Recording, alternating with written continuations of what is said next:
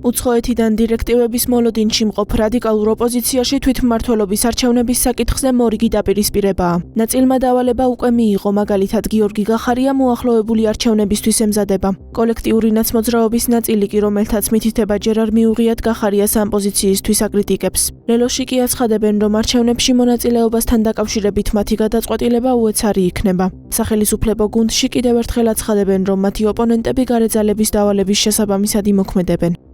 არსებულ სტატუს კვოში, არსებულ პირობებში თვითმმართველობის არჩევნებში არათუ მონაწილეობა ამაზე ფიქრის კი არის უბრალოდ ამორალური. ამ ვითარებაში გახარიას ეს განცხადება ჩემთვის არის აბსოლუტურად გაუგონარი. რა უნდა მივცეთ შესაძლებლობა, რომ მოემზადონ ჩვენი ნებისმიერი გადაწყვეტილება, წინააღმდეგობა და დარტყმა უნდა იყოს უეცარი. თქვენ არ იფიქროთ, რომ ისინი საკუთარ თავს ეკუთვნიან ან თვითონ იღებენ გადაწყვეტილებას. ყველაფერი იმართება გარედან.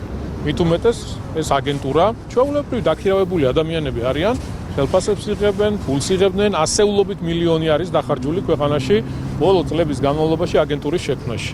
აი ეს უსამშობლო აგენტურა არის წარმოდგენილი დღეს ამ რადიკალური დაჯგუფების სახით. შესაბამისად, რა დავალებასაც ეთქვიან, დღეს შეიძლება უთხრან, რომ არა, თქვენ უნდა ისაუბროთ ასე, რომ არ იღებთ არჩევნებში მონაწილეობას, ხვალ როგორც კი მიიღებენ მითითებებს და ეთქვიან, რომ კი უნდა მიიღოთ მონაწილეობა, ისინი ადგებიან და თავჩაღუნულები მიიღებენ მონაწილეობას. ამ ადამიანებს არანაირი პრინციპები არ გააჩნიათ, არ გააჩნიათ სამშობლოს სიყვარული. ახლა, როდესაც ხარ აგენტი, ხო?